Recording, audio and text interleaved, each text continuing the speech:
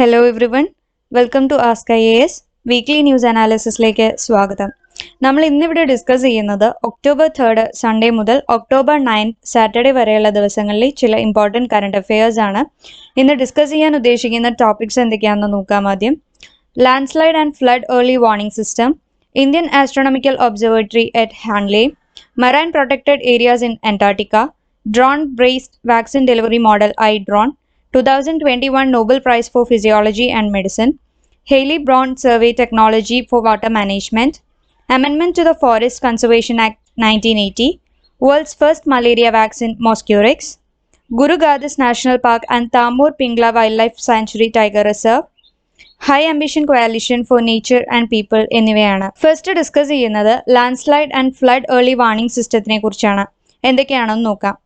ഈയിടെ council of scientific and industrial research, national geophysical research institute Himalayan മേഖലയ്ക്കായി landslide and flood early warning system വികസിപ്പിക്കുന്നതിനായി ഒരു എൻവയോൺമെന്റൽ seismology group ആരംഭിച്ചിട്ടുണ്ടായിരുന്നു. ഇതിന്റെ പ്രസക്തി എന്താണ്? ഗർവാൾ ഹിമാലയത്തിലെ നന്ദാദേവി കൊടുമുടിയിൽ കുത്തനെയുള്ള ഹിമാനികൾ വേർപിരിഞ്ഞപ്പോൾ ഫെബ്രുവരിയിൽ ചാമോലി ജില്ലയിലെ വെള്ളപ്പൊക്കത്തെ തുടർന്ന് ഇങ്ങനെ ഒരു ആവശ്യം അനിവാര്യമായിരുന്നു. ഇത് ചാമോലിയിലെ, അതായത് ഉത്തരാഖണ്ഡിലെ ഋഷിഗംഗ, അളകനന്ദ നദികളിൽ വലിയൊരു ഹിമപാതനത്തിനും പെട്ടെന്നുള്ള വെള്ളപ്പൊക്കത്തിനും കാരണമായി. ഇത് താഴെയുള്ള നിരവധി ആളുകളെ കൊല്ലുകയും 2 വൈദ്യുത നിലയങ്ങൾക്ക് കേടുപാടുകൾ വരുത്തുകയും ചെയ്തിരുന്നു. Landslide and flood early warning സിസ്റ്റത്തെ സംബന്ധിച്ച് നോക്കാം. Real time monitoring with dense seismological networks coupled with satellite data, numerical modelling and geomorphic analysis അടിസ്ഥാനമാക്കിയുള്ളതാണിത്. ഇത് നിരവധി മണിക്കൂറുകൾക്ക് മുമ്പ് നിർണായകമായ മുന്നറിയിപ്പ് പ്രാപ്തമാക്കും. ഇത് മനുഷ്യജീവനും പ്രോപ്പർട്ടിക്കും സംരക്ഷണം നൽകുകയും ചെയ്യും. എന്താണ് മണ്ണിടിച്ചിൽ അല്ലെങ്കിൽ ലാൻഡ് സ്ലൈഡ്സ്? മണ്ണിടിച്ചിൽ മറ്റേതൊരു ഭൂമിശാസ്ത്ര സംഭവത്തെക്കാളും വ്യാപകമാണ്. ലോകത്തെവിടെയും സംഭവിക്കാം. പ്രകൃതിദത്ത പ്രതിഭാസമോ മനുഷ്യന്റെ പ്രവർത്തനമോ മൂലം വലിയ അളവിൽ മണ്ണ്, പാറകൾ അല്ലെങ്കിൽ അവശിഷ്ടങ്ങൾ ഒരു ചരിവിലൂടെ താഴേക്ക് നീങ്ങുമ്പോൾ ഇവ സംഭവിക്കുന്നു. Mudslides or debris flows are also a common type of fast moving landslide. മണ്ണിടിച്ചിലിന് കനത്ത മഴയോ വരൾച്ചയോ ഭൂകമ്പമോ അഗ്നിപർവ്വത സ്ഫോടനമോ ഉണ്ടാകാം. മണ്ണിടിച്ചിലിന് ഏറ്റവും സാധ്യതയുള്ള പ്രദേശങ്ങളിൽ ഇവ ഉൾപ്പെടുന്നു. മലയിടുക്കുകളുടെ താഴെയുള്ള പ്രദേശങ്ങൾ ഉൾപ്പെടെ കുത്തനെയുള്ള ഭൂപ്രദേശം, മുമ്പ് കാട്ടുതീയിൽ കത്തിച്ച ഭൂമി, വനനശീകരണം അല്ലെങ്കിൽ നിർമ്മാണം പോലുള്ള മനുഷ്യ പ്രവർത്തനങ്ങൾ കാരണം പരിഷ്കരിച്ച ഭൂമി, ഒരു അരുവിയിലോ നദിയിലോ ഉള്ള ചാനലുകൾ, അതുപോലെ ഉപരിതലത്തിൽ ഒഴുകിപ്പോകുന്ന അല്ലെങ്കിൽ ഭൂമി വളരെയധികം സർഫസ് റൺ ഓഫ് ഉണ്ടാകുന്ന ഏതെങ്കിലും പ്രദേശം, ഇവയൊക്കെയാണ്. മണ്ണിടിച്ചിലിന് സാധ്യതയുള്ള ഇന്ത്യയുടെ ഏത് ഭാഗമാണ്? ഹിമാലയൻ പ്രദേശം മുഴുവനും, വടക്കുകിഴക്കൻ ഇന്ത്യയിലെ ഉപഹിമാലയൻ ഭൂപ്രദേശങ്ങളിലെ കുന്നുകൾ, പർവ്വതങ്ങൾ, അതുപോലെ പശ്ചിമഘട്ടം, തമിഴ്നാട്ടിലെ നീലഗിരി, കൊങ്കൺ പ്രദേശങ്ങൾ മണ്ണിടിച്ചിലിന് സാധ്യതയുണ്ട്. ഇമ്പാക്റ്റുകൾ എന്തൊക്കെയാണെന്ന് നോക്കാം. മണ്ണിടിച്ചിൽ അതിവേഗം ഒഴുകുന്ന വെള്ളത്തിൽ നിന്നും അവശിഷ്ടങ്ങളിൽ നിന്നും ഉയർന്ന മരണത്തിനും പരിക്കുകൾക്കും കാരണമാകും. ഉരുൾപൊട്ടലിലെ മരണത്തിന്റെ ഏറ്റവും സാധാരണ കാരണം ട്രോമ ഓർ സഫിക്കേഷൻ ബൈ എൻട്രാപ്മെന്റ് ആണ്. പൊട്ടിയ വൈദ്യുതി, വെള്ളം, ഗ്യാസ് അല്ലെങ്കിൽ മലിനജല പൈപ്പുകൾ എന്നിവ ബാധിച്ച ജനങ്ങൾക്ക് പരിക്കോ അസുഖമോ ഉണ്ടാകാം. അതായത് ജലജന്യ രോഗങ്ങൾ, വൈദ്യുതാഘാതം അല്ലെങ്കിൽ അവശിഷ്ടങ്ങൾ വീഴുന്നത് ഒക്കെ കാരണങ്ങളാണ്. ഉരുൾപൊട്ടൽ ബാധിച്ച ആളുകൾക്ക് കുടുംബം, വസ്തുവകകൾ, കന്നുകാലികൾ അല്ലെങ്കിൽ വിളകൾ എന്നിവ കാരണം ഹ്രസ്വവും ദീർഘകാലവുമായ മാനസികാരോഗ്യ ഫലങ്ങൾ ഉണ്ടാകാം. ഇതിന്റെ സ്റ്റെപ്സ്, അതായത് ഘടകങ്ങൾ എന്തൊക്കെയാണെന്ന് നോക്കാം. Geological survey of India, landslide risk reduction management എന്നീ മേഖലകളിൽ നോർത്ത് ഈസ്റ്റേൺ റീജിയൻ, സിക്കിം എന്നിവയുൾപ്പെടെ രാജ്യത്തിന്റെ വിവിധ ഭാഗങ്ങളിൽ മണ്ണിടിച്ചിൽ ഉണ്ടാകാനുള്ള സാധ്യത മാപ്പിംഗ് വഴി മുൻകൈയെടുത്ത് കണ്ടുപിടിക്കുന്നുണ്ട്. GSI അതിന്റെ ലാൻഡ്സ്ലൈഡ് പഠനങ്ങളിൽ ദുരന്താനന്തര പഠനങ്ങളും അതുപോലെ ദുരന്തത്തിന് മുമ്പുള്ള പഠനങ്ങളും ഉൾപ്പെടുത്തുന്നുണ്ട്. വെള്ളപ്പൊക്കവും അതിന്റെ ടൈപ്സും നോക്കാം. റിസർവോയർ വർദ്ധിച്ചതിന്റെ ഫലമായി വലിയ പ്രദേശങ്ങളുടെ താൽക്കാലിക വെള്ളപ്പൊക്കമാണ്, അല്ലെങ്കിൽ കനത്ത മഴ, ശക്തമായ കാറ്റ്, ചുഴലിക്കാറ്റുകൾ, തീരത്ത് കൊടുങ്കാറ്റ്, സുനാമി, ഉരുകുന്ന മഞ്ഞ് അല്ലെങ്കിൽ ഡാം പൊട്ടിത്തെറികൾ എന്നിവ കാരണം നദികൾ കരയിലേക്ക് ഒഴുകുന്നു. Flash flood. എന്താണ് ഫ്ലാഷ് ഫ്ലഡ്? കനത്ത മഴ ആരംഭിച്ച് 6 മണിക്കൂറിനുള്ളിൽ ഉണ്ടാകുന്ന വെള്ളപ്പൊക്കം എന്നാണ് ഇതിനെ നിർവചിച്ചിരിക്കുന്നത്. പെട്ടെന്നുള്ള വെള്ളപ്പൊക്കത്തിന്റെ സാഹചര്യത്തിൽ സമയബന്ധിതമായ ഒഴിപ്പിക്കലിനുമുള്ള മുന്നറിയിപ്പുകൾ എല്ലായ്പ്പോഴും സാധ്യമാകണമെന്നില്ല. River floods. വലിയ വൃഷ്ടി പ്രദേശങ്ങളിലെ മഴയാണ് അവയ്ക്ക് കാരണം. ഈ വെള്ളപ്പൊക്കം സാധാരണയായി പതുക്കെ അല്ലെങ്കിൽ കാലാനുസൃതമായി വർദ്ധിക്കുന്നു. കൂടാതെ ഫ്ലാഷ് വെള്ളപ്പൊക്കവുമായി താരതമ്യപ്പെടുത്തുമ്പോൾ ദിവസങ്ങളോ ആഴ്ചകളോ ഇത് തുടരാം. തീരപ്രളയങ്ങൾ അല്ലെങ്കിൽ കോസ്റ്റൽ ഫ്ലഡ്സ്. ചുഴലിക്കാറ്റുകൾ, ഉഷ്ണമേഖലാ ചുഴലിക്കാറ്റുകൾ തുടങ്ങിയ ചുഴലിക്കാറ്റ് പ്രവർത്തനങ്ങളുമായി അവ ബന്ധപ്പെട്ടിരിക്കുന്നു. Flood management program, erosion control നിയന്ത്രണം എന്നിവയുമായി ബന്ധപ്പെട്ട പ്രവർത്തനങ്ങൾക്ക് സംസ്ഥാനങ്ങൾക്ക് സഹായം നൽകുന്നതിനായി 11th പ്ലാൻ പദ്ധതിയിൽ ഒരു ഫ്ലഡ് മാനേജ്മെന്റ് പ്രോഗ്രാം ആരംഭിച്ചിട്ടുണ്ട്. NDMA ശുപാർശ ചെയ്യുന്ന നാഷണൽ ഫ്ലഡ് മാനേജ്മെന്റ് ഇൻസ്റ്റിറ്റ്യൂട്ടിന്റെ ലക്ഷ്യം നിറവേറ്റുന്ന വിവിധ പരിശീലന പരിപാടികൾ പൂനെയിലെ നാഷണൽ വാട്ടർ അക്കാദമി നടത്തുന്നു. കേന്ദ്ര ജല കമ്മീഷൻ അതിന്റെ പ്രളയ പ്രവചന ശൃംഖലയുടെ വിപുലീകരണത്തിനും നവീകരണത്തിനുമുള്ള പരിപാടികൾ ആരംഭിച്ചു. ബന്ധപ്പെട്ട ഡാം ഉടമകൾ എമർജൻസി ആക്ഷൻ പ്ലാനുകൾ തയ്യാറാക്കുന്നതിനായി CWC സംസ്ഥാനങ്ങൾക്ക് ആവശ്യമായ സാങ്കേതിക മാർഗനിർദ്ദേശം നൽകിയിട്ടുണ്ട്. 1975 CWC ഫ്ലഡ് പ്ലെയിൻ സോണിങ്ങിനെ കുറിച്ച് ഒരു മാതൃകാ ബിൽ തയ്യാറാക്കിയിരുന്നു. മണിപ്പൂർ, രാജസ്ഥാൻ, ഉത്തരാഖണ്ഡ് എന്നീ 3 സംസ്ഥാനങ്ങൾ നിയമനിർമ്മാണം നടത്തിയിട്ടുണ്ട്. നെക്സ്റ്റ് ഡിസ്കസ് ചെയ്യുന്നത് ഇന്ത്യൻ ആസ്ട്രോണമിക്കൽ ഒബ്സർവേറ്ററി അറ്റ് ഹാൻലെയെ കുറിച്ചാണ്. അടുത്തിടെ നടത്തിയ പഠനമനുസരിച്ച് ലഡാക്കിലെ ലേയ്ക്ക് സമീപം ഹാൻലെയിൽ സ്ഥിതി ചെയ്യുന്ന ഇന്ത്യൻ ജ്യോതിശാസ്ത്ര നിരീക്ഷണ കേന്ദ്രം ആഗോളതലത്തിൽ പ്രതീക്ഷ നൽകുന്ന നിരീക്ഷണ കേന്ദ്രങ്ങളിലൊന്നായി മാറുകയാണിപ്പോൾ. ഒപ്റ്റിക്കൽ ഇൻഫ്രാറെഡ് ഗാമാ-റേ ടെലസ്കോപ്പുകൾക്കായി ലോകത്തിലെ ഏറ്റവും ഉയർന്ന സൈറ്റുകളിലൊന്നാണ് ഇന്ത്യൻ ജ്യോതിശാസ്ത്ര നിരീക്ഷണ കേന്ദ്രം. പ്രധാന പോയിന്റുകൾ നോക്കാം. ഹാൻലെ സൈറ്റ് ചിലയിലെ അറ്റകാമ മരുഭൂമി പോലെ വരണ്ടതും ഉത്തരാഖണ്ഡിലെ ദേവസ്ഥലിനേക്കാൾ വരണ്ടതുമാണ്. കൂടാതെ വർഷത്തിൽ 270 ക്ലിയർ നൈറ്റ്സും കൂടാതെ ഇൻഫ്രാറെഡ്, സബ് മില്ലിമീറ്റർ ഒപ്റ്റിക്കൽ ആസ്ട്രോണമിക്കുള്ള വളർന്നുവരുന്ന സ്ഥലങ്ങളിലൊന്നാണിത്. വാട്ടർ വേപ്പർ വൈദ്യുത കാന്തിക സിഗ്നലുകൾ, അതായത് ഇലക്ട്രോ മാഗ്നറ്റിക് സിഗ്നൽസ് ആഗിരണം ചെയ്യുകയും അവയുടെ ശക്തി കുറയ്ക്കുകയും ചെയ്യുന്നതിനാലാണിത്. കൂടുതൽ ക്ലിയർ നൈറ്റ്സും അതുപോലെ കുറഞ്ഞ പ്രകാശ മലിനീകരണം, പശ്ചാത്തല എയറോസോൾ സാന്ദ്രത, അങ്ങേയറ്റം വരണ്ട അന്തരീക്ഷം, അതുപോലെ തടസ്സമില്ലാത്ത മൺസൂൺ എന്നിവയുടെ ഗുണങ്ങളും ഇവിടെയുണ്ട്. ജ്യോതിശാസ്ത്രജ്ഞർക്ക് വലിയ ദൂരദർശിനികൾ, അതായത് ടെലസ്കോപ്സ് നിർമ്മിക്കുന്നതിനും ഭാവി നിരീക്ഷണശാലകൾ ആസൂത്രണം ചെയ്യുന്നതിനും അവ കാലത്തിനനുസരിച്ച് എങ്ങനെ വ്യത്യാസപ്പെടുമെന്ന് പ്രവചിക്കുന്നതിനും ഇത്തരം അവസ്ഥകൾ നിർണായകമായി കണക്കാക്കപ്പെടുന്നു. അത് പ്രോമിസിംഗ് സൈറ്റ്സ് നോക്കാം. ലഡാക്കിലെ മെറാക് നിരീക്ഷണ കേന്ദ്രങ്ങൾ, അതുപോലെ ചൈനയിലെ ടിബറ്റ് സ്വയംഭരണ പ്രദേശത്തെ അലി ഒബ്സർവേറ്ററിയിലെ നൈനിറ്റാലിലെ ദേവസ്ഥൽ, ദക്ഷിണാഫ്രിക്കയിലെ സൗത്ത് ആഫ്രിക്കൻ ലാർജ് ടെലസ്കോപ്പ്, അതുപോലെ ടോക്കിയോയിലെ യൂണിവേഴ്സിറ്റി അറ്റകാമ ഒബ്സർവേറ്ററി, ചിലിയിലെ പരനാൽ, അതുപോലെ മെക്സിക്കോസ് നാഷണൽ ആസ്ട്രോണമിക്കൽ ഒബ്സർവേറ്ററി. ഇതൊക്കെയാണ് മറ്റ് പ്രോമിസിംഗ് സൈറ്റ്സ് എന്ന് പറയുന്നത്. ട്രാൻസ് ഹിമാലയൻ പ്രദേശം നോക്കാം. കാരക്കോറം, ലഡാക്ക്, സക്സർ, കൈലാഷ് പർവ്വതനിരകൾ ഉൾപ്പെടുന്ന ഗ്രേറ്റ് ഹിമാലയത്തിന്റെ വടക്ക് ഭാഗത്താണ് ട്രാൻസ് ഹിമാലയൻ പർവ്വത മേഖല അല്ലെങ്കിൽ ടിബറ്റ് ഹിമാലയൻ പ്രദേശം സ്ഥിതി ചെയ്യുന്നത്. ടിബറ്റ് ഹിമാലയൻ പ്രദേശം എന്നും അറിയപ്പെടുന്നു കാരണം ഈ ശ്രേണിയുടെ ഭൂരിഭാഗവും ടിബറ്റിലാണ്. ഹിമാലയത്തിന്റെ ഏറ്റവും വടക്കു കിഴക്കൻ ശ്രേണികളുടെ കിഴക്കോട്ടുള്ള തുടർച്ചയാണ് അവ. കിഴക്ക് പടിഞ്ഞാററ്റത്ത് 20 മൈൽ വീതിയിൽ ഇടുങ്ങിയ 600 മൈൽ നീളവും 140 മൈൽ വീതിയുമുള്ള ഒരു തെറ്റായ പർവ്വത പ്രദേശം ഇതിൽ ഉൾപ്പെടുന്നു. നിയോജിൻ, പാലിയോജിൻ കാലഘട്ടങ്ങളിലെ കരിങ്കല്ലുകളും അഗ്നിപർവ്വത പാറകളും ചേർന്നതാണിത്. നെക്സ്റ്റ് ഡിസ്കസ് ചെയ്യുന്നത് മെറൈൻ പ്രൊട്ടക്റ്റഡ് ഏരിയാസ് ഇൻ അന്റാർട്ടിക്കയെ കുറിച്ചാണ്. അന്റാർട്ടിക്കയിലെ പരിസ്ഥിതി സംരക്ഷിക്കുന്നതിനും കിഴക്കൻ അന്റാർട്ടിക്കയെയും ബെഡൽ കടലിനെയും സമുദ്ര സംരക്ഷിത മേഖലകളായി പ്രഖ്യാപിക്കുന്നതിനുള്ള യൂറോപ്യൻ യൂണിയന്റെ പ്രദേശത്തെ സഹകരണത്തിനും ഇന്ത്യ പിന്തുണ നൽകി. തെക്കൻ മഹാസമുദ്രം അന്റാർട്ടിക് സമുദ്രം എന്നും അറിയപ്പെടുന്നു. ഇത് ഭൂമിയുടെ മൊത്തം സമുദ്ര വിസ്തൃതിയുടെ ഏകദേശം 16% ഉൾക്കൊള്ളുന്ന ഉപ്പുവെള്ളമാണ്. എന്താണ് സമുദ്ര സംരക്ഷിത മേഖലകൾ? പൊതുവായി പറഞ്ഞാൽ ഒരു മെറൈൻ പ്രൊട്ടക്റ്റഡ് ഏരിയ എന്നത് ഒരു സമുദ്ര മേഖലയാണ്. അതിൽ അടങ്ങിയിരിക്കുന്ന പ്രകൃതി വിഭവങ്ങളുടെ മുഴുവൻ അല്ലെങ്കിൽ ഒരു ഭാഗത്തിന് സംരക്ഷണം നൽകുന്നു. ഒരു MPAയിൽ ചില പ്രവർത്തനങ്ങൾ പരിമിതമാണ് അല്ലെങ്കിൽ പൂർണ്ണമായും നിരോധിച്ചിരിക്കുന്നു എന്ന് പറയാം. പ്രത്യേക സംരക്ഷണം, ആവാസ വ്യവസ്ഥാ സംരക്ഷണം, ആവാസ വ്യവസ്ഥാ നിരീക്ഷണം അല്ലെങ്കിൽ ഫിഷറീസ് മാനേജ്മെന്റ് ലക്ഷ്യങ്ങൾ എന്നിവ നിറവേറ്റാൻ വേണ്ടിയാണിതൊക്കെ. MPAകൾ മത്സ്യബന്ധനം, ഗവേഷണം അല്ലെങ്കിൽ മറ്റ് മനുഷ്യ പ്രവർത്തനങ്ങൾ എന്നിവ ഒഴിവാക്കണമെന്നില്ല. വാസ്തവത്തിൽ പല MPAകളും മൾട്ടിപർപ്പസ് ഏരിയകളാണ്.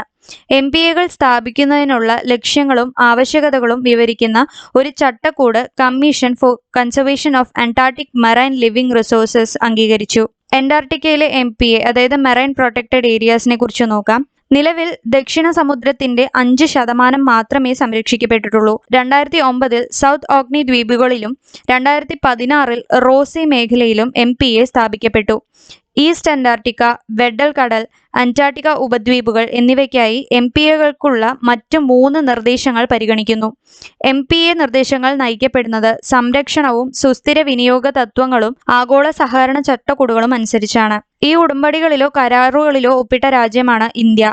ഭാവിയിൽ ഈ MPAകളുടെ രൂപീകരണം, പൊരുത്തപ്പെടൽ, അതുപോലെ നടപ്പാക്കൽ സംവിധാനങ്ങളുമായി ഇന്ത്യ ബന്ധപ്പെട്ടിരിക്കുന്നുവെന്ന് ഉറപ്പുവരുത്താൻ ഇന്ത്യ അന്റാർട്ടിക്ക സമുദ്ര ജീവ വിഭവങ്ങളുടെ സംരക്ഷണത്തിനായി കമ്മീഷനോട് ആവശ്യപ്പെട്ടിട്ടുണ്ട്. എന്താണ് ഇതിന്റെയൊക്കെ ആവശ്യം? ദക്ഷിണ സമുദ്രത്തിന്റെ ആരോഗ്യം കടലിലെ മാറ്റങ്ങളാൽ നയിക്കപ്പെടുന്നു. ഉദാഹരണത്തിന് ഓഷ്യൻ അസിഡിഫിക്കേഷൻ ഒന്നാണ്. സീ ഐസ് സാന്ദ്രതയിലെ മാറ്റങ്ങൾ മറ്റൊന്നാണ്. ചൂട് തരംഗങ്ങളും തീവ്ര കാലാവസ്ഥയും പോലുള്ള കാലാവസ്ഥാ വ്യതിയാനം മൂലമുണ്ടാകുന്ന സംഭവങ്ങൾ. ഈ മാറ്റങ്ങൾ അന്റാർട്ടിക് മേഖലയിലെ സമുദ്ര ആവാസ വ്യവസ്ഥയെയും ജീവജാലങ്ങളെയും ബാധിക്കുന്നു. കൂടാതെ ഈ പ്രത്യാഘാതങ്ങൾക്കുള്ള പ്രതികരണമായി ദക്ഷിണ സമുദ്രത്തിലെ പുതിയതും ആക്രമണാത്മകവുമായ ജീവികളുടെ ഭീഷണി വളരുകയാണ്. പെൻഗ്വിനുകൾ പോലുള്ള പ്രാദേശിക സമുദ്രജീവികൾ ചരിത്രപരമായി മരണത്തെ നേരിടുന്നു. ഇതുകൂടാതെ അന്റാർട്ടിക്കയിൽ ഹിമാനികൾ ഉരുകുന്നത് അതിവേഗം വർദ്ധിക്കുകയാണിപ്പോൾ. ഉദാഹരണത്തിന് ത്വൈറ്റിസ് ഗ്ലേസിയർ. മത്സ്യബന്ധനം പോലുള്ള അധിക സമ്മർദ്ദങ്ങൾ ഇല്ലാതാക്കിക്കൊണ്ട് കാലാവസ്ഥാ വ്യതിയാനത്തെ പ്രതിരോധിക്കാൻ MPAകൾക്ക് ദുർബലമായ ആവാസ വ്യവസ്ഥയെ സഹായിക്കുമെന്ന് പഠനങ്ങൾ കാണിക്കുന്നു. കൂടാതെ അവയുടെ താരതമ്യേന തടസ്സമില്ലാത്ത ജലം സമുദ്രത്തിന്റെ ചൂടും ആമ്ലവത്കരണവുമായി എങ്ങനെ പ്രതികൂലമായി പ്രതികരിക്കുന്നുവെന്ന് പഠിക്കാൻ പ്രകൃതിദത്ത ലബോറട്ടറി നൽകുന്നു. അന്റാർട്ടിക് മറൈൻ ലിവിംഗ് റിസോഴ്സസ് സംരക്ഷണത്തെക്കുറിച്ചുള്ള കൺവെൻഷനെക്കുറിച്ച് പറയുകയാണെങ്കിൽ OCCAMLR എന്നത് ദക്ഷിണ സമുദ്രത്തിലെ ക്രിൽ ക്രാച്ചുകളിലെ അനിയന്ത്രിതമായ വർധനവ് അന്റാർട്ടിക്കയിലെ സമുദ്ര ആവാസ വ്യവസ്ഥയ്ക്ക്, പ്രത്യേകിച്ച് കടൽ പക്ഷികൾ, മുദ്രകൾ, തിമിംഗലങ്ങൾ, മത്സ്യങ്ങൾ എന്നിവയ്ക്ക് ദോഷകരമാണ്. അന്റാർട്ടിക്കയിലെ സമുദ്രജീവികളെ സംരക്ഷിക്കുക എന്ന ലക്ഷ്യത്തോടെ 1982 അന്താരാഷ്ട്ര കൺവെൻഷനാണ് ഇത് സ്ഥാപിച്ചത്. സമുദ്ര വിഭവങ്ങളുടെ വിളവെടുപ്പ് കൈകാര്യം ചെയ്യുന്നതിൽ ആവാസ വ്യവസ്ഥയിലെ പ്രത്യാഘാതങ്ങൾ കണക്കിലെടുക്കേണ്ടതുണ്ടെന്ന് സംരക്ഷിക്കുന്നതിനുള്ള ആവാസ വ്യവസ്ഥയാണ് ഇതിന്റെ ഒരു പ്രധാന സവിശേഷത. ഓസ്ട്രേലിയയിലെ ടാസ്മാനിയയിലുള്ള ഹോബാർട്ടിലാണ് ഇതിന്റെ സെക്രട്ടേറിയറ്റ് സ്ഥിതി ചെയ്യുന്നത്. റിപ്പീറ്റ് ചെയ്യാണ്. ഇന്ത്യയിലെ അന്റാർട്ടിക് മിഷനുകളെ കുറിച്ച് നോക്കാം. അന്റാർട്ടിക്കയിൽ ഇന്ത്യ അതിന്റെ അടിസ്ഥാന സൗകര്യ വികസനം വികസിപ്പിക്കുകയാണ്. 2015 കമ്മീഷൻ ചെയ്ത ഏറ്റവും പുതിയ അടിത്തറ ഭാരതിയാണ്. ഇന്ത്യ അതിന്റെ 2ാമത്തെ സ്റ്റേഷൻ മൈത്രി പുനർനിർമ്മിക്കുന്നു. അത് വലുതാക്കാനും കുറഞ്ഞത് 30 വർഷമെങ്കിലും നിലനിൽക്കുവാനുമുള്ളതാണിത്. 1984 സ്ഥാപിതമായ ആദ്യ ഇന്ത്യൻ താവളമായ ദക്ഷിൺ ഗംഗോത്രി ദുർബലമാവുകയും ഒരു വിതരണ കേന്ദ്രമായി മാറുകയും ചെയ്തു. അന്റാർട്ടിക് ഉടമ്പടി സംവിധാനം, അതായത് അന്റാർട്ടിക് ട്രീറ്റി സിസ്റ്റത്തെക്കുറിച്ച് പറയാം. അന്റാർട്ടിക്ക ഉടമ്പടി സമ്പ്രദായം ഉണ്ടാകുന്ന ചില അനുബന്ധ കരാറുകളുണ്ട്. ഏതൊക്കെയാണെന്ന് നോക്കാം. The Protocol on Environmental Protection to the Antarctic Treaty of Madrid 1991, the Convention for the Conservation of Antarctic Seals, the Convention on the Conservation of Antarctic Marine Living Resources എന്നിവയാണെന്ന് just ഒന്ന് അറിഞ്ഞിരിക്കുക. Next, drone based vaccine delivery model iDrone കുറിച്ച് discuss ചെയ്യാം. Ministry of health and family welfare drone അടിസ്ഥാനമാക്കിയുള്ള vaccine delivery model north ഈസ്റ്റിൽ drone response and outreach ആരംഭിച്ചു. ആളില്ലാ വിമാനത്തിന്റെ, അതായത് അൺമാൻഡ് ഏരിയൽ വെഹിക്കിളിന്റെ ഒരു പ്രധാന പദമാണ് ഡ്രോൺ. ആളില്ലാ വിമാനത്തിന്റെ 3 ഉപവിഭാഗങ്ങളുണ്ട്. Remote piloted aircraft, autonomous aircraft, model aircraft എന്നിവയാണ് അവയൊക്കെ. പ്രധാന പോയിന്റുകൾ നോക്കാം. Indian council of medical research ICMR ജീവൻ രക്ഷാ പ്ലാനുകൾ എല്ലാവരിലേക്കും എത്തിക്കുന്നുവെന്ന് ഉറപ്പുവരുത്തുന്നതിനായി ഒരു മാതൃക ആവിഷ്കരിച്ചു. ഇന്ത്യയിലെ കഠിനവും എത്തിച്ചേരാനാകാത്തതുമായ ഭൂപ്രദേശങ്ങളിലേക്ക് വാക്സിൻ ഡെലിവറി സുഗമമാക്കുന്നതിനാണ് ഇത് രൂപകൽപ്പന ചെയ്തിരിക്കുന്നത്. നിലവിൽ ഡ്രോൺ അധിഷ്ഠിത ഡെലിവറി പദ്ധതിക്ക് മണിപ്പൂരിലും നാഗാലാൻഡിലും കേന്ദ്രഭരണ പ്രദേശമായ ആൻഡമാൻ നിക്കോബാർ ദ്വീപിലും അനുമതി നൽകിയിട്ടുണ്ട്. IIT കാൺപൂരുമായി സഹകരിച്ച് ഡ്രോണുകൾ ഉപയോഗിച്ച് COVID-19 വാക്സിൻ ഡെലിവറിയുടെ സാധ്യതാ പഠനം നടത്തുന്നതിന് ICMRന് അനുമതി നൽകി. നിലവിലെ വാക്സിൻ വിതരണ സംവിധാനങ്ങളിലെ വിടവുകൾ മറികടക്കാൻ ഇത് സഹായിക്കും. കൂടാതെ പ്രധാനപ്പെട്ട ജീവൻ രക്ഷാ മരുന്നുകൾ എത്തിക്കുന്നതിനും രക്തസാമ്പിളുകൾ ശേഖരിക്കുന്നതിനും ഇത് ഉപയോഗിക്കാം. നിർണായക സാഹചര്യങ്ങളിലും ഈ സാങ്കേതിക വിദ്യ ഉപയോഗിക്കാം. ആരോഗ്യ പരിപാലന വിതരണത്തിലെ വെല്ലുവിളികളെ അഭിമുഖീകരിക്കുന്നതിൽ ഒരു ഗെയിം ചേഞ്ചർ തന്നെയാകാം ഇത്, പ്രത്യേകിച്ച് ബുദ്ധിമുട്ടുള്ള പ്രദേശങ്ങളിലെ ആരോഗ്യ വിതരണങ്ങൾക്ക്. ഡ്രോണുകൾ ഉപയോഗിക്കുന്ന മറ്റ് പദ്ധതികൾ ഏതൊക്കെയെന്ന് നോക്കാം. തെലങ്കാന സർക്കാർ പൈലറ്റ് പരീക്ഷണത്തിനായി 16 പ്രാഥമിക ആരോഗ്യ കേന്ദ്രങ്ങളിൽ അതായത് PHCയിൽ തിരഞ്ഞെടുത്തിട്ടുണ്ട്.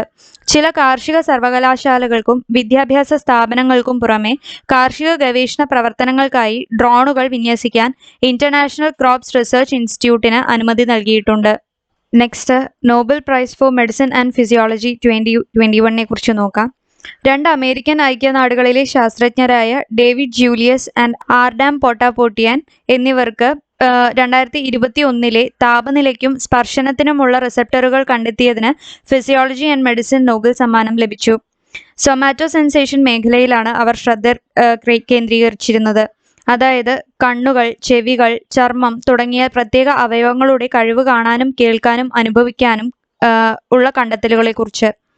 ഡേവിഡ് ജൂലിയസിന്റെ കോൺട്രിബ്യൂഷൻ എന്താണെന്ന് വെച്ചാൽ അദ്ദേഹം TRPV1 ഒരു ചൂട് സെൻസിങ് റിസപ്റ്റർ കണ്ടെത്തി. അതായത് ഒരു ഹീറ്റ് സെൻസിങ് റിസപ്റ്റർ കണ്ടെത്തി. ത്വക്കിന്റെ ഊഷ്മാവിനെ കുറിച്ചുള്ള അദ്ദേഹത്തിന്റെ കണ്ടെത്തലുകൾ ചില കോശങ്ങൾക്ക് മുളക്, കുരുമുളക്, എരിവുള്ളതാകുന്ന തന്മാത്രയായ ക്യാപ്സൈസിനോട് എങ്ങനെ പ്രതികരിക്കുന്നു എന്നതിനെ അടിസ്ഥാനമാക്കിയുള്ളതാണ്. ആർഡം പടപുട്ടീൻ അദ്ദേഹത്തിന്റെ കോൺട്രിബ്യൂഷൻ എന്ന് പറയുന്നത് പീസോ ചാനലുകൾ എന്നറിയപ്പെടുന്ന 2 മെക്കാനോ സെൻസിറ്റീവ് അയോൺ ചാനലുകൾ അദ്ദേഹം കണ്ടെത്തി. നമ്മുടെ ചർമ്മത്തിൽ ഒരു മെക്കാനിക്കൽ ശക്തി ഒരു വൈദ്യുത നാഡി സിഗ്നലിലേക്ക് വിവർത്തനം ചെയ്യുന്ന സെല്ലുലാർ മെക്കാനിസവും അന്തർലീനവുമായ ജീനും കണ്ടെത്തിയതിന് അദ്ദേഹം ബഹുമാനിക്കപ്പെടുന്നു. കണ്ടെത്തലുകളുടെ പ്രാധാന്യം എന്താണെന്ന് നോക്കാം. ചൂടും തണുപ്പും മെക്കാനിക്കൽ ശക്തിയും നമുക്ക് ചുറ്റുമുള്ള ലോകത്തെ മനസ്സിലാക്കാനും പൊരുത്തപ്പെടാനും അനുവദിക്കുന്ന നാഡീ പ്രേരണകൾക്ക് എങ്ങനെ തുടക്കമിടാമെന്ന് മനസ്സിലാക്കാൻ കണ്ടെത്തലുകൾ അനുവദിച്ചു. വിട്ടുമാറാത്ത വേദന ഉൾപ്പെടെയുള്ള വിവിധ രോഗാവസ്ഥകളെക്കുറിച്ചുള്ള ചികിത്സ വികസിപ്പിക്കുന്നതിന് ഈ അറിവ് ഉപയോഗിക്കുന്നു. ചർമ്മത്തിന്റെയും ചില ആന്തരിക അവയവങ്ങളിലെയും ന്യൂറൽ റിസപ്റ്ററുകളുടെയും തിരിച്ചറിഞ്ഞ സ്പർശനം, താപനില, ശരീരസ്ഥാനം, വേദന എന്നിവയ്ക്കുള്ള ഒരു കൂട്ടായ പദമാണ് സൊമാറ്റോ സെൻസേഷൻ എന്ന് പറയുന്നത്. Mechano reception, thermo reception, proprioception തുടങ്ങിയ പ്രക്രിയകൾ ഇതിൽ ഉൾപ്പെടുന്നു. മെക്കാനോ സെൻസിറ്റീവ് ചാനലുകൾ ആകർഷണീയമായ പ്രോട്ടീനുകളാണ്.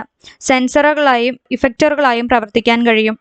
മെംബ്രെയിനുകളിൽ ഉൾച്ചേർത്ത അവ മെക്കാനിക്കൽ ഉത്തേജനങ്ങളായ ഇൻ-പ്ലെയിൻ മെംബ്രെയിൻ ടെൻഷൻ, വക്രത എന്നിവ ഇലക്ട്രിക്കൽ അല്ലെങ്കിൽ ബയോമെഡിക്കൽ സിഗ്നലുകളായി പരിവർത്തനം ചെയ്യുന്നു.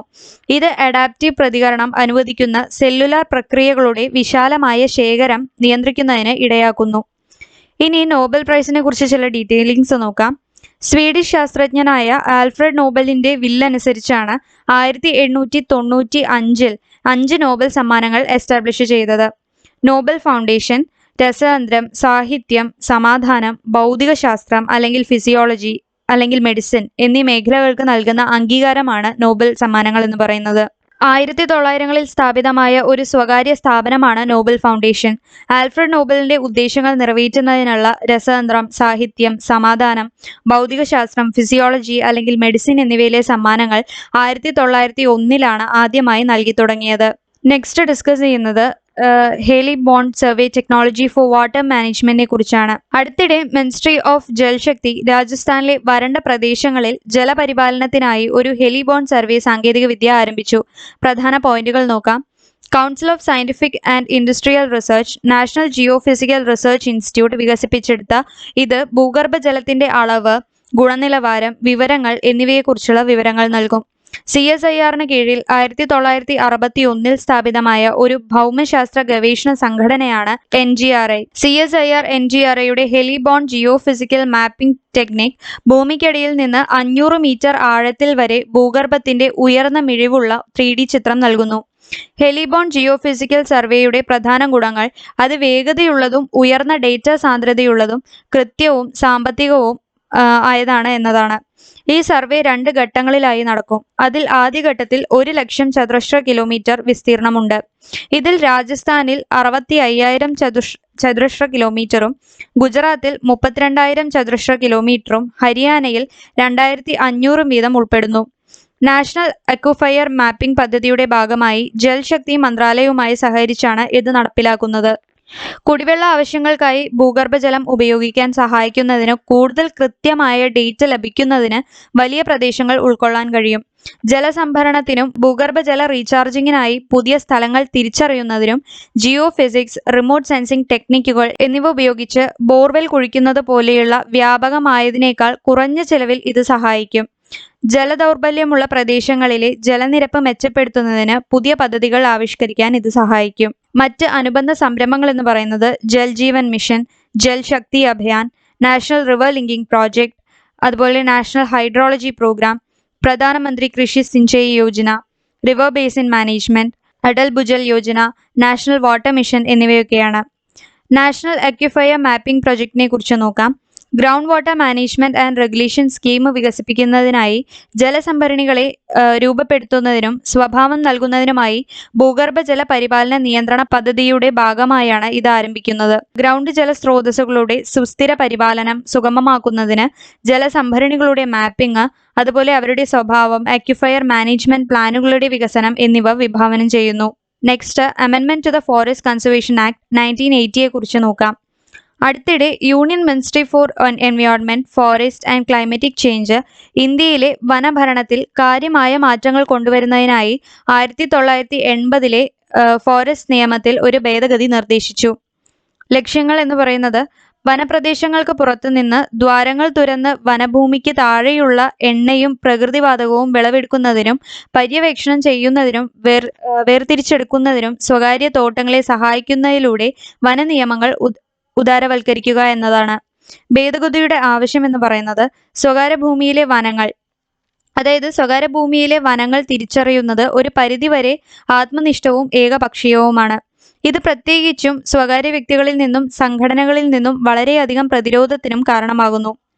ഏതെങ്കിലും സ്വകാര്യ പ്രദേശം വനമായി കണക്കാക്കുന്നത് ഒരു വ്യക്തിയുടെ സ്വന്തം ഭൂമി വനേതര പ്രവർത്തനങ്ങൾക്ക് ഉപയോഗിക്കാനുള്ള അവകാശത്തെ നിയന്ത്രിക്കും. ഇത് നടീൽ പ്രവർത്തനങ്ങൾ പോലുള്ളവയ്ക്ക് സാധ്യതയുണ്ടെങ്കിൽ പോലും മിക്ക സ്വകാര്യ ഭൂമികളിലും സസ്യങ്ങളില്ലാതെ സൂക്ഷിക്കുന്ന പ്രവണതയിലേക്ക് നയിക്കുന്നു. പാരിസ്ഥിതികവും സാമ്പത്തികവുമായ ആവശ്യങ്ങളിലെ മാറ്റങ്ങൾ. കഴിഞ്ഞ കുറച്ച് വർഷങ്ങളായി രാജ്യത്ത് പാരിസ്ഥിതിക ഭരണങ്ങളിൽ ഗണ്യമായ മാറ്റങ്ങൾ സംഭവിച്ചിട്ടുണ്ട്. ഇപ്പോഴത്തെ സാഹചര്യങ്ങൾ, പ്രത്യേകിച്ച് സംരക്ഷണത്തിന്റെയും വികസനത്തിന്റെയും ത്വരിതഗതിയിലുള്ള സംയോജനത്തിന് നിയമം ഭേദഗതി ചെയ്യേണ്ടത് അത്യാവശ്യമായി തീർന്നിരിക്കുന്നു. മറ്റൊന്ന്, ഇന്ത്യയുടെ കാലാവസ്ഥാ ലക്ഷ്യം കൈവരിക്കുക എന്നതാണ്. സർക്കാർ വനത്തിനു പുറത്ത് ലഭ്യമായ എല്ലാ സ്ഥലങ്ങളിലും ദേശീയമായി നിർണയിക്കപ്പെട്ട സംഭാവന വിപുലമായ തോട്ടങ്ങൾ കൈവരിക്കേണ്ടത് ആവശ്യമാണ്. ഈ നിർദ്ദേശത്തിന്റെ ഹൈലൈറ്റുകൾ എന്ന് പറയുന്നത് 1996 വരെ സംസ്ഥാന സർക്കാരുകൾ പട്ടികപ്പെടുത്തിയ ഡീംഡ് വനങ്ങൾ വനഭൂമിയായി പരിഗണിക്കുന്നത് തുടരും. 1980 മുൻപ് റെയിൽവേയും റോഡ് മന്ത്രാലയങ്ങളും ഏറ്റെടുത്ത എന്നാൽ വനങ്ങൾ ഉയർന്നു വന്ന ഭൂമി ഇനി വനമായി കണക്കാക്കില്ല. തന്ത്രപരമായ പദ്ധതികൾ, അതായത് സ്ട്രാറ്റജിക് പ്രോഗ്രാംസ് പറയുകയാണെങ്കിൽ ദേശീയ പ്രാധാന്യമുള്ള തന്ത്രപ്രധാനമായ സുരക്ഷാ പദ്ധതികൾക്കുള്ള വനഭൂമി കേന്ദ്ര സർക്കാരിൽ നിന്ന് മുൻകൂർ അനുമതി വാങ്ങേണ്ടതിന്റെ ആവശ്യകതയിൽ നിന്ന് ഒഴിവാക്കണം. ഇത് ചെയ്യുന്നത് ഒരു നിശ്ചിത സമയപരിധിക്കുള്ളിൽ പൂർത്തിയാക്കേണ്ട തന്ത്രപ്രധാനമായ സുരക്ഷാ പദ്ധതികൾക്കായി വനഭൂമി തിരിച്ചുവിടാൻ സംസ്ഥാനങ്ങളെ അനുവദിക്കുകയും ചെയ്യും. Extraction of oil and gas, അതുപോലെ ബിൽഡിംഗ് ഇൻ ഫോറസ്റ്റ് എല്ലാം ഇതിലും ഉൾപ്പെടുന്നുണ്ട്. വനസംരക്ഷണ നടപടികളും 250 ചതുരശ്ര മീറ്റർ വിസ്തീർണമുള്ള റെസിഡൻഷ്യൽ യൂണിറ്റുകളും ഉൾപ്പെടെയുള്ള ബോണഫൈഡ് ആവശ്യങ്ങൾക്കായി ഘടനകൾ നിർമ്മിക്കാനുള്ള അവകാശം ഈ നിർദ്ദേശം അവരെ അനുവദിക്കുന്നു. India 2019 Indian state of forest report അനുസരിച്ച് മൊത്തം വനവും വൃക്ഷവും രാജ്യത്തിന്റെ ഭൂമിശാസ്ത്രപരമായ പ്രദേശത്തിന്റെ മൊത്തം 24.56%. ഫോറസ്റ്റ് കവർ ഏരിയ അടിസ്ഥാനത്തിൽ പറയുകയാണെങ്കിൽ മധ്യപ്രദേശ്, അരുണാചൽ പ്രദേശ്, ഛത്തീസ്ഗഡ്, ഒഡീഷ, മഹാരാഷ്ട്ര എന്നിങ്ങനെയാണ്. ഇന്ത്യയുടെ നാഷണൽ ഫോറസ്റ്റ് പോളിസി 1988 വിഭാവനം ചെയ്യുന്നത് രാജ്യത്തിന്റെ ഭൂമിശാസ്ത്രപരമായ വിസ്തൃതിയുടെ 33% വനത്തിനും വൃക്ഷത്തിനും കീഴിലാണ്. ഭരണഘടനാ വ്യവസ്ഥകളെ കുറിച്ച് പറയുകയാണെങ്കിൽ 1976 42ാം ഭേദഗതി നിയമത്തിലൂടെ വനം, വന്യമൃഗങ്ങളുടെയും പക്ഷികളുടെയും സംരക്ഷണം എന്നിവ സംസ്ഥാനം മുതൽ വിദ്യാഭ്യാസം, തൂക്കങ്ങൾ, അളവുകൾ, ഭരണനിർവഹണം എന്നിവയ്ക്കൊപ്പം സമകാലിക പട്ടികകളിലേക്ക് മാറ്റി. ഭരണഘടനയുടെ ആർട്ടിക്കിൾ 51A ഓഫ് G വനങ്ങളും വന്യജീവികളും ഉൾപ്പെടെയുള്ള പ്രകൃതി പരിസ്ഥിതി സംരക്ഷണത്തിനും മെച്ചപ്പെടുത്തുന്നതിനും ഓരോ പൗരന്റെയും മൗലിക കടമകളായിരിക്കണമെന്ന് പറയുന്നു.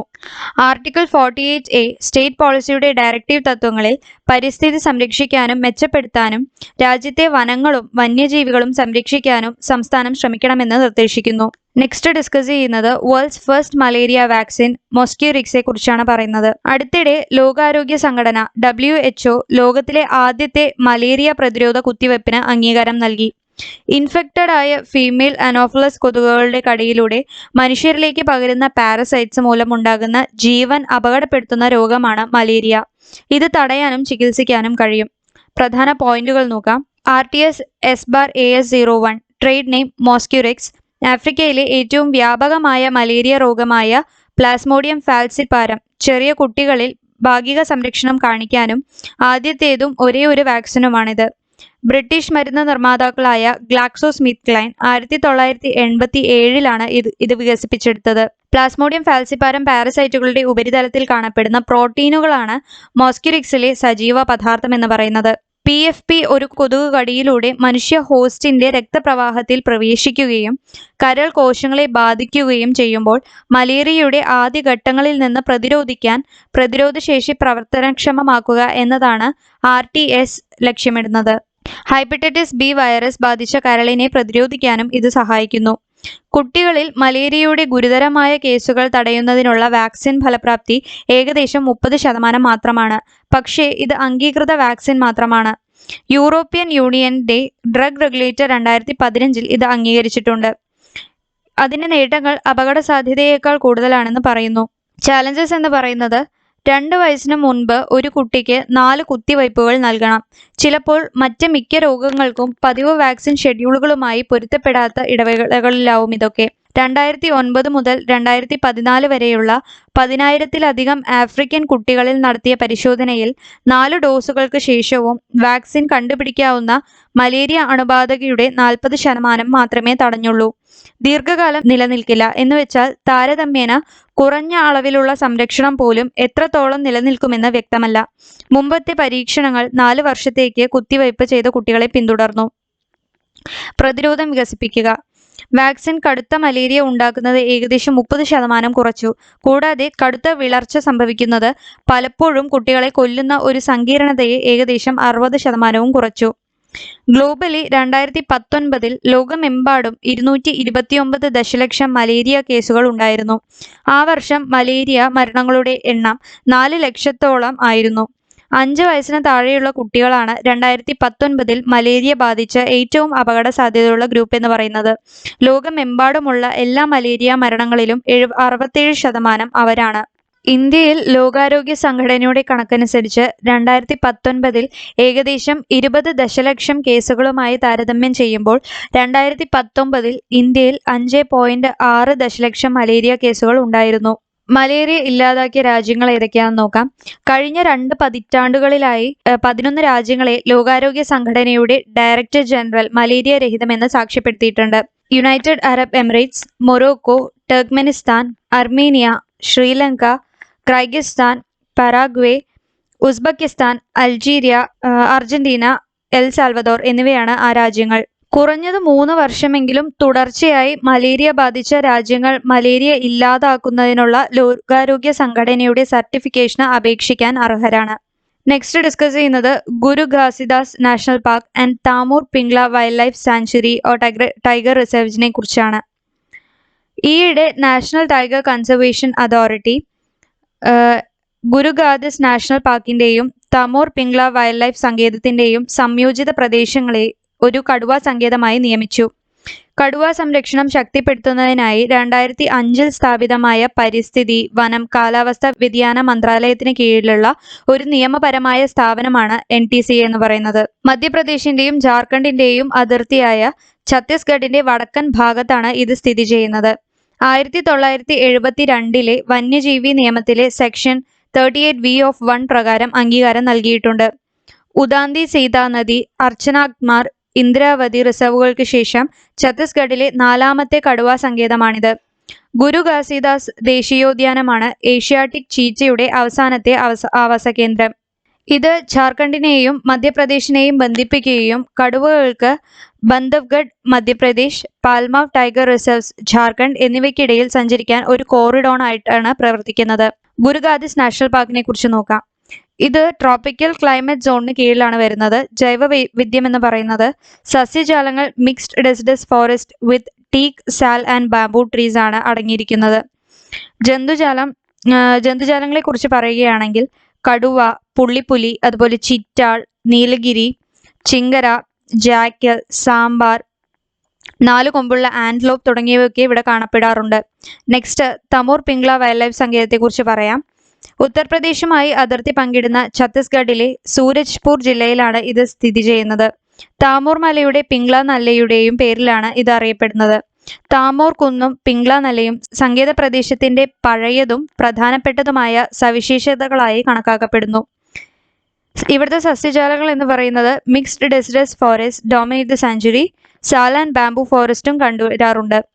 ജന്തുജാലങ്ങളെ കുറിച്ച് പറയുകയാണെങ്കിൽ tigers, elephants, leopards, bears, sambar deers, അതുപോലെ blue bulls, chital, bison and many other such animals ഇവിടെയുണ്ട്. മാപ്പ് ജസ്റ്റ് ഒന്ന് നോക്കി വയ്ക്കുക.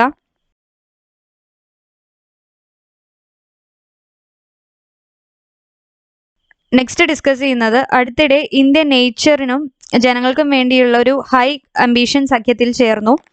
HACയിൽ ചേരുന്ന ബ്രിക്സിലെ അതായത് ബ്രസീൽ, ഇന്ത്യ, റഷ്യ, ചൈന, ദക്ഷിണാഫ്രിക്കയിൽ ആദ്യത്തേതാണ് ഇന്ത്യ എന്ന് പറയുന്നത്. പ്രധാന പോയിന്റുകൾ നോക്കാം. പ്രകൃതിയോടും മനുഷ്യരോടുമുള്ള ആഗോള ഉടമ്പടിക്ക് നേതൃത്വം നൽകുന്ന ഒരു ഇന്റർ ഗവൺമെന്റൽ ഗ്രൂപ്പാണിത്. ജീവജാലങ്ങളുടെ ത്വരിതഗതിയിലുള്ള നഷ്ടം തടയാനും നമ്മുടെ സാമ്പത്തിക സംരക്ഷയുടെ ഉറവിടമായ സുപ്രധാന ആവാസ വ്യവസ്ഥയെ സംരക്ഷിക്കാനും കഴിയും. കോസ്റ്റാറിക്ക, ഫ്രാൻസ്, ബ്രിട്ടൻ എന്നിവർ ചേർന്നാണ് 2019 ഇത് ആരംഭിച്ചത്. കോസ്റ്റാറിക്കയും ഫ്രാൻസും ചേർന്നാണ് ഇതിന്റെ ചെയർമാൻമാർ. Ocean കോചെയർ United കിങ്ഡത്തിൻ്റെതുമാണ്. ലക്ഷ്യമെന്ന് പറയുന്നത് 2030 ലോകത്തിലെ 30% ഭൂമിയെയും സമുദ്രത്തെയും സംരക്ഷിക്കുന്നതിനുള്ള ഒരു അന്താരാഷ്ട്ര ഉടമ്പടി പ്രോത്സാഹിപ്പിക്കുക എന്നതാണ്. ഒരു സർക്കുലർ എക്കണോമിയുടെ പിന്തുണയ്ക്കുള്ള നാച്ചുറൽ ഹാബിറ്റാറ്റ്സിന്റെ നഷ്ടം കൂടാതെ പ്ലാനറ്റിനെ സുസ്ഥിരമായി നിയന്ത്രിക്കുന്നതിന് പ്രകൃതിയിൽ നിന്നുള്ള ആനുകൂല്യങ്ങൾ സുസ്ഥിരവും തുല്യവുമായ പങ്കിടലിനായി പരിശ്രമിക്കുന്നു. മെമ്പേഴ്സ് എന്ന് പറയുന്നത് global north and south, European, Latin American, African and Asian countries എന്നീ രാജ്യങ്ങൾ അംഗങ്ങളാണ്. Globally united nations climate change conference of parties 26 അതായത് COP26, climate financing, common but differentiated responsibilities, അതുപോലെ international solar alliance, coalition of disaster resilient infrastructure എന്നിവരാണ്. ഇന്ത്യയിലാണെങ്കിൽ national clean air programme, Bharat state 6 emission norms, Ujjwala scheme, അതുപോലെ national action plan on climatic change അതായത് കാലാവസ്ഥാ വ്യതിയാനത്തെക്കുറിച്ചുള്ള ദേശീയ പ്രവർത്തന പദ്ധതി എന്നിവയൊക്കെയാണ് ഇതുമായി ബന്ധപ്പെട്ടുള്ള മറ്റ് സ്കീമുകൾ എന്ന് പറയുന്നത്. സോ ഇത്രയും ടോപ്പിക്സ് ആണ് ഈ വീഡിയോയിൽ നിന്ന് കവർ ചെയ്യാൻ ഉദ്ദേശിച്ചിട്ടുണ്ടായിരുന്നത്. വീഡിയോ ഇഷ്ടമായെങ്കിൽ ലൈക്ക് ചെയ്യുക. ഇനിയും ഇതുപോലുള്ള വീക്ക്ലി കറണ്ട് അഫയേഴ്സ് അപ്ഡേറ്റ്സിനായി ചാനൽ സബ്സ്ക്രൈബ് ചെയ്യുക. നിർദ്ദേശങ്ങളും അഭിപ്രായങ്ങളും കമന്റ് ബോക്സിൽ അറിയിക്കുക. So that's all everyone. Thank U.